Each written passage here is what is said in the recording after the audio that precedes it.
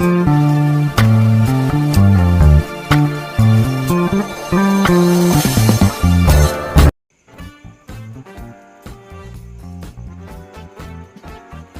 इस शरीर का भी आखिरी समय आ गया है। मैं जिस चीज की तलाश में सदियों से भटक रही हूँ वो मुझे अब तक नहीं मिली। अब मुझे इस शरीर का त्याग करके किसी दूसरे शरीर से अपनी तलाश जारी रखनी होगी।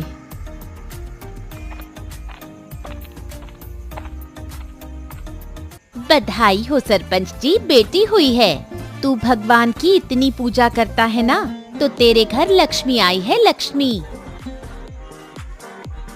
अब मुझे नए शरीर की तलाश में ज्यादा भटकना नहीं पड़ेगा।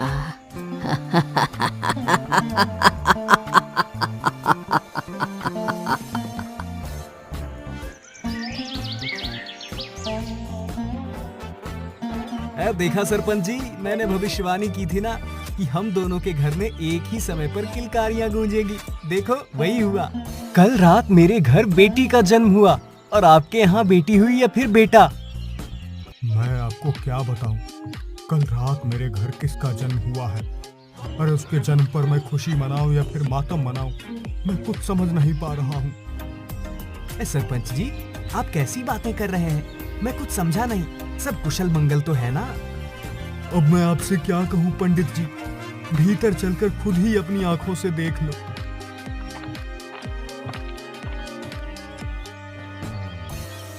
भला ऐसा कैसे हो सकता है?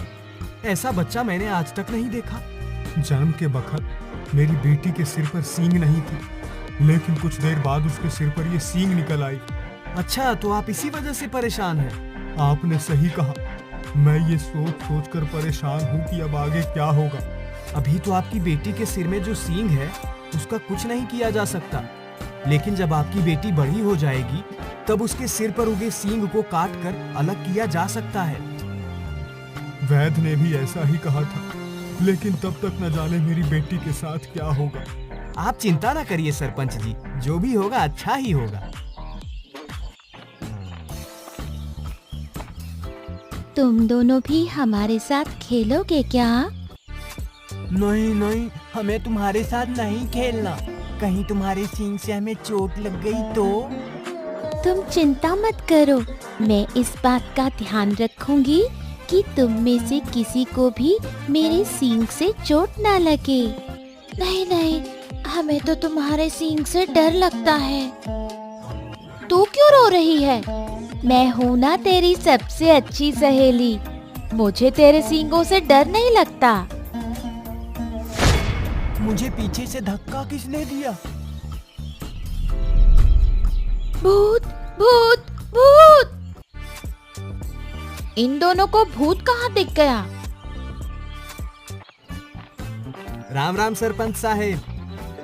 अरे पंडित जी, आप अचानक आज मेरे घर में कैसे आना हुआ? आप भूल गए क्या सरपंच जी? आज के दिन तो हम दोनों की बेटियों का जन्म हुआ था। आज पूरे 10 साल की हो गई है हमारी बिटिया। मैं अपनी बेटी का जन्मदिन धूमधाम से मना रहा हूँ। आपको उसी का निमंत्रण देने आया हूँ। आपको देखकर लगता नहीं कि आपको अपनी बेटी के जन्मदिन की खुशी है। मुझे अपनी बेटी के जन्मदिन की खुशी तो बहुत है, लेकिन मैं आपकी परेशानी की वजह समझ गया। अब आपकी बेटी इतनी बड़ी हो गई है कि उसके सर का सींग काटा जा सकता है। अगर ऐसी बात है तब तो मैं अभी जाकर गोविंद बढ़ई को बुला लाता हूँ, लेकिन उससे पहले अपनी बेटी को तो देखूं, वो कहाँ है। वो होगी कहाँ? जरूर मेरी बेटी के साथ पीपल के पेड़ के नीचे खेल रही होगी। एक वही तो है जो उसके सींगों से नहीं डरती और उसकी इकलौती सहेली भी है। आपने बिल्कुल ठीक कहा पंडित जी। आपकी बेटी के अलावा सभी बच्चे मेरी बेटी से दूर भागते हैं। भगवान करे मेरी बेटी आपकी बेटी के साथ ही हो, कहीं और न गई हो। आपके कहने का मतलब मैं समझा नहीं सरपंच जी। कुछ नहीं पंडित जी, अब मैं अपनी बेटी को लाने जा रहा हूँ। और बढ़ई को भी। काका, खुशी कहाँ है? वो अब तक मेरे साथ खेलने नहीं आई।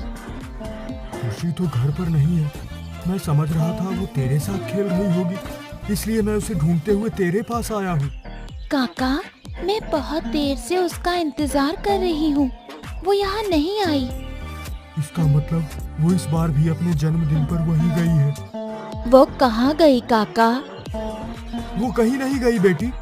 तू अपने घर जा और अपने पिताजी से कहना कि गोविंद को बुला लाए। मैं जल्दी खुशी को लेकर आता हूँ। ठीक है काका।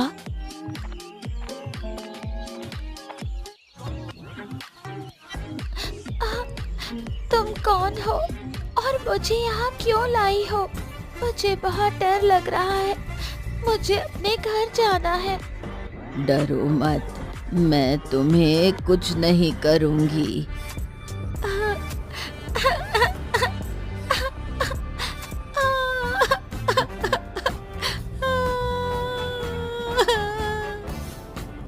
मैं जानती थी कि जब तुम मुझे पहली बार देखोगी तो डर जाओगी, इसलिए मैंने पहले से ही सोच लिया था कि मुझे क्या करना है।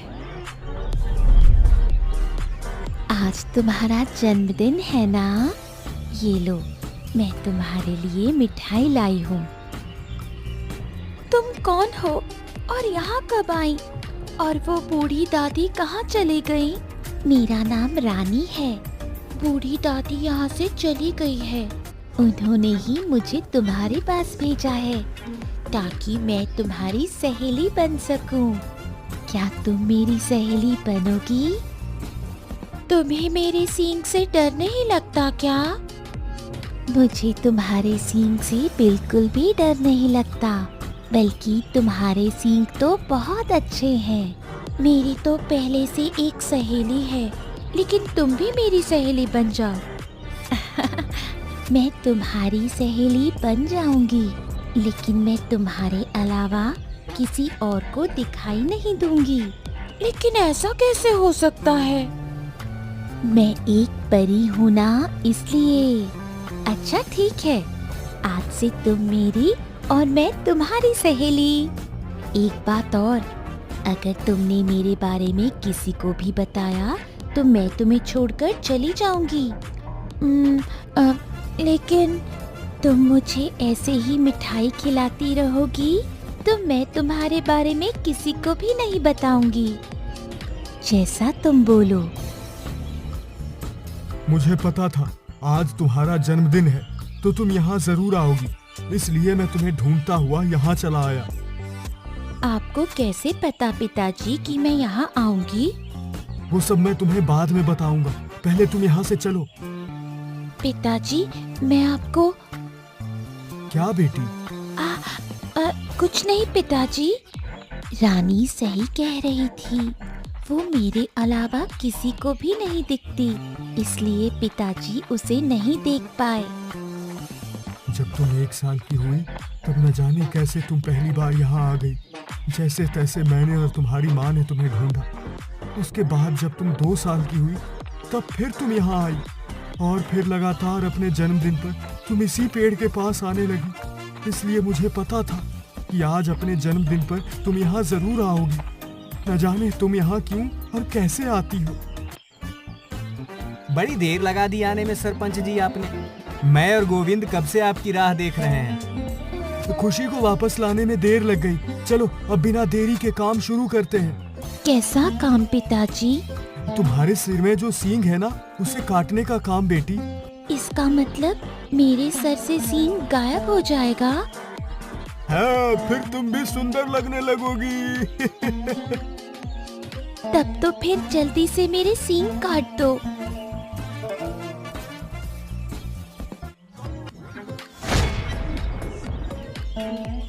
क्या हुआ गोविंद भाई, थक गए हो क्या?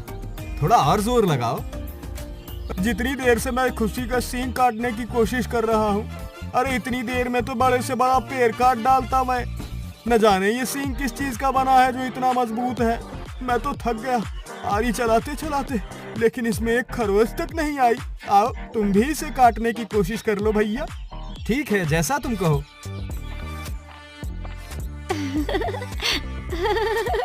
हाँ, तुम भी कोशिश कर लो। मैं भी देखती हूँ तुम ये सींग कैसे काट पाते हो।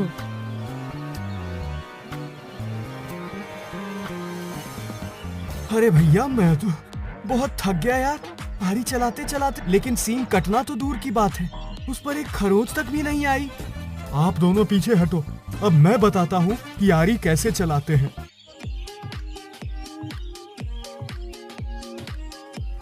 काटो काटो, तुम भी सींग काटो। तुम मेरे पिताजी पे मत हंसो।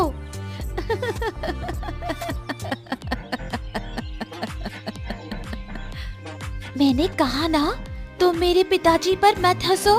तुमने मेरी बात नहीं मानी तो तुमसे दोस्ती तोड़ दूंगी। ये तुम क्या बोल रही हो बेटी?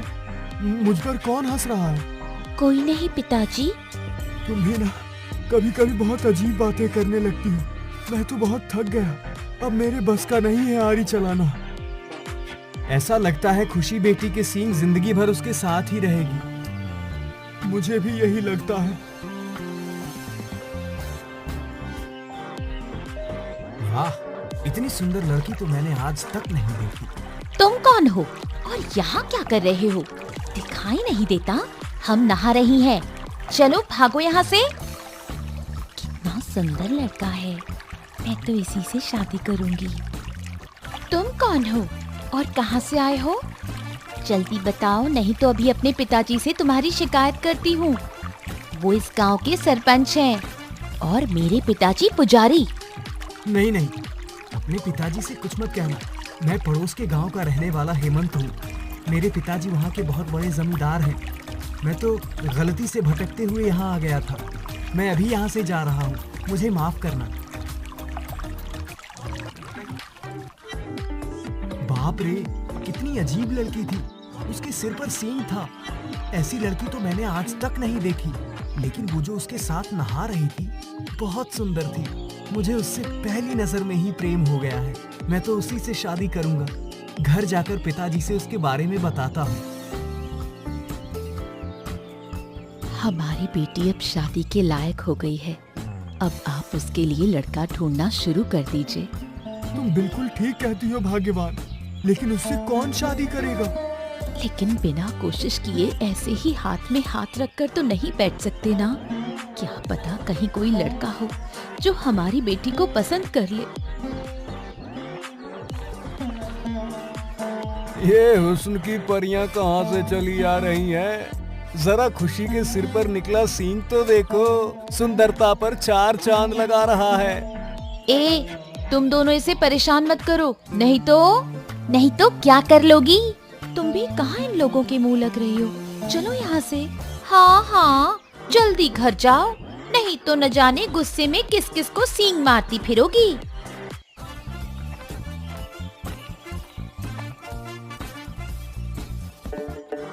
माँ, मैं उसी से शादी करूंगी। मुझे उससे प्रेम हो गया है। ठीक है बेटी, तुम्हारे पिताजी घर आ जाए, फिर मैं उनसे बात करूंगी। हमारी बेटी 18 साल की हो गई है। तुम्हें उसकी शादी की चिंता है या नहीं? या फिर जिंदगी भर पूजा पाठ में ही लगे रहोगे? अरे भाग्यवान, क्यों चिंता करती हो? मैंने पता किया है पड़ोस के गांव में एक बहुत ही सुंदर लड़का है। मैं आज ही जाता हूँ और उसके पिता से अपनी बेटी की शादी की चर्चा करता हूँ। तो फिर देर क्यों कर रहे हो? अभी जाओ। अरे भाग्यवान, इतनी भी क्या जल्दी है? जरा देखो तो भाग्यवान, कौन आया है?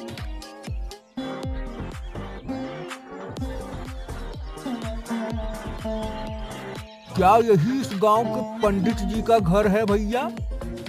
जी, ये घर इस गांव के इकलौते पंडित भुवन जी का ही है। आइए, आप अंदर आइए, मैं अभी उन्हें बुलाती हूँ। नमस्कार, कहिए आपको मुझसे क्या काम है? मैं जमींदार राजू हूँ और अपने बेटे की शादी आपकी बेटी से करना चाहता हूँ। तो वो राजू जमींदार आप ही हैं जिनके पास 100 एकड़ जमीन है? मैंने आपका नाम बहुत सुना था। भला मैं आपके प्रस्ताव को कैसे मना कर सकता हूँ? मेरी बेटी के तो भाग्य ही खुल गए। नमस्कार जमींदार साहब। जी, आप कौन? मैंने आपको पहचाना नहीं। मैं आपके पड़ोस वाले गांव का सरपंच लखन हूँ। मैं आपके बेटे से अपनी बेटी की शादी का रिश्ता लेकर आया हूँ। आप वही है ना जिसकी बेटी के सिर पर सींग है? हाँ हाँ, मैं वही हूँ। आपने मुझे ठीक पहचाना। मैंने अपनी बेटी की शादी तय कर दी है। अगर ऐसा नहीं हुआ होता तब भी मैं उसकी शादी आपकी बेटी से नहीं करता। लेकिन आप मेरी बात। अरे, अगले महीने उसकी शादी है।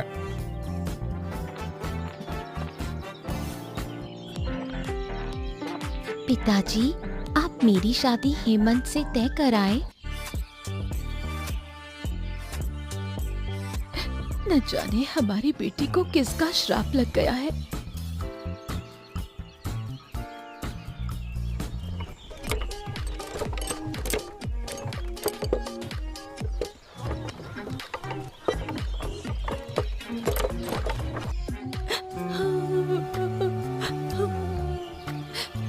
मेरे सिर पर सींग है तो इसमें मेरा क्या कसूर है?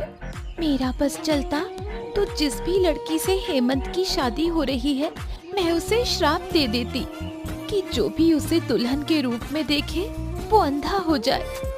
तुमने बिल्कुल ठीक कहा। कोई भी लड़की दुल्हन बनने पर सबसे ज्यादा सुंदर लगती है। तुमने जो कहा वो मैं कर सकती हूँ। ठीक है, तो तुम उसे श्राप दे दो। तुम बहुत दुखी लग रही हो, क्या बात है? बताओ। तुम भी तो बहुत परेशान हो। पहले तुम अपनी परेशानी बताओ, फिर मैं तुम्हें अपना दुख बताती हूँ। पहले मैंने पूछा, पहले तुम बताओ। ठीक है बाबा, पहले मैं ही बताती हूँ। उस दिन वो जो लड़का मिला था, कौन वो हेमंत? हाँ वही। उसे देखते ही मुझे उससे प्रेम हो गया था। मैं उससे शादी करना चाहती थी, लेकिन उसके पिता कहते हैं कि मेरे सिर पर सींग है तो कोई भी लड़का मुझसे शादी नहीं करेगा। उसके पिता तुमसे अपने बेटे की शादी नहीं करना चाहते, लेकिन मेरे पिता ने उसे मेरे गले बांध दिया है। तुम कहना क्या चाहती हो? मैं समझी नहीं। मेरे कहने का मतलब है कि मेरे पिताजी ने हेमंत से मेरी शादी तय कर दी है। ये तुम क्या कह रही हो? ऐसा नहीं हो सकता। ऐसा ही है, अगले महीने मेरी शादी है। हे भगवान, अब क्या होगा? क्या हुआ? अचानक तुम्हारे चेहरे का रंग क्यों उड़ गया? कुछ नहीं हुआ, मैं अभी घर जा रही हूँ, तुमसे बाद में मिलती हूँ। अनजाने में मैंने अपनी सबसे अच्छी सहेली को ही श्राप दे दिया। मैं अपना श्राप वापस लेती हूँ, तुम उसे कुछ मत करना। मुझे जो करना था वो मैंने कर दिया। अब मैं अपना किया नहीं बदल सकती। ऐसा मत कहो। मैं भी मजबूर हूँ, क्योंकि मैं जिस चीज की तलाश कर रही हूँ, जब तक वो नहीं मिल जाती तब तक मैं अपना किया नहीं बदल सकती। हाँ, तुम्हें किस चीज की तलाश है? मुझे बताओ, मैं उसे ढूंढने में तुम्हारी मदद करूंगी। आज से सदियों पहले इसे जला दो। इसे मार दो। इसे जिंदा मत छोड़ो। हाँ, यही वो डायन है जिसकी वजह से हमारा गांव श्रापित हुआ है। इसकी वजह से कोई भी लड़का इस गांव की लड़की से शादी करने को तैयार नहीं है। जब तक ये जिंदा रहेगी तब तक श्राप से मुक्ति नहीं मिलेगी। हाँ, मैंने कुछ नहीं किया। मैं डायन नहीं हूँ। मुझे छोड़ दो, मुझे मत मारो, मुझे जाने दो। इसके सिर पर सींग है, ये हम सब से अलग है। ये डायन है।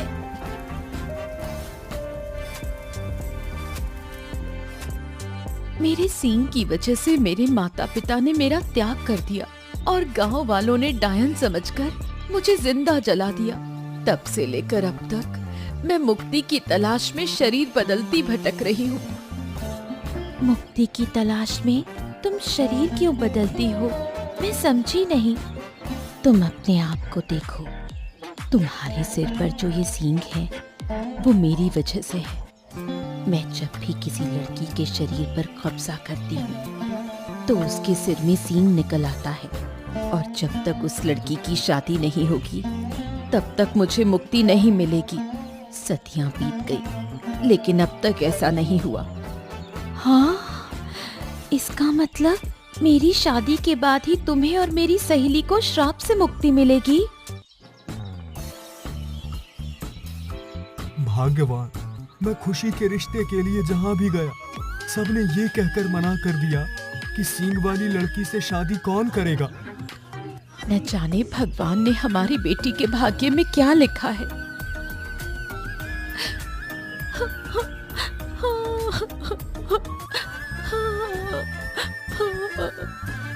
लगता है खुशी ने हमारी बातें सुन ली।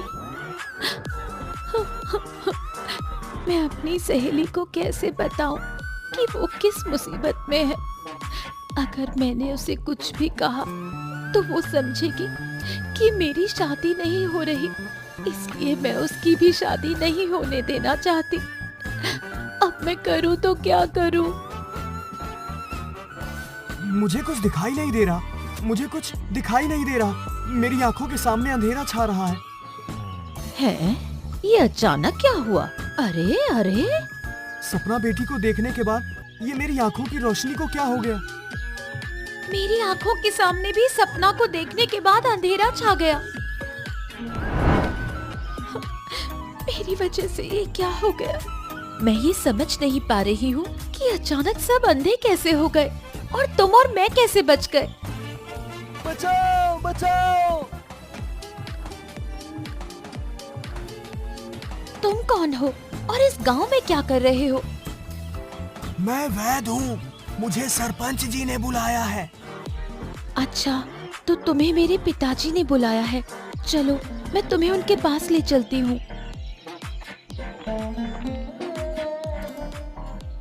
आपकी बेटी बड़ी बहादुर है सरपंच जी। बहादुर है तो क्या हुआ? लोग आजकल गुण नहीं रूप देखते हैं, इसलिए मेरी बेटी से कोई लड़का शादी नहीं करना चाहता। मैंने आपकी बेटी का रूप नहीं, उसका गुण देखा है। अगर आपको ऐतराज ना हो तो मैं उससे शादी करना चाहूँगा। अगर तुम मेरी बेटी से शादी करना चाहते हो तो भला मुझे क्या ऐतराज हो सकता है? अरे, मुझे तो सब दिखने लगा। हाँ हाँ, मैं भी सब देख सकता हूँ। मैं भी। और मैं भी देख सकती हूँ। आप लोगों के साथ जो कुछ हुआ था वो सब मेरी वजह से हुआ था। खुशी की शादी होते ही अब मुझे मुक्ति मिल चुकी है और मेरा श्राप भी टूट गया है। मेरे श्राप की वजह से उस दिन भले ही सपना की शादी हेमंत से नहीं हुई थी, लेकिन अब उसकी शादी उसी से होगी।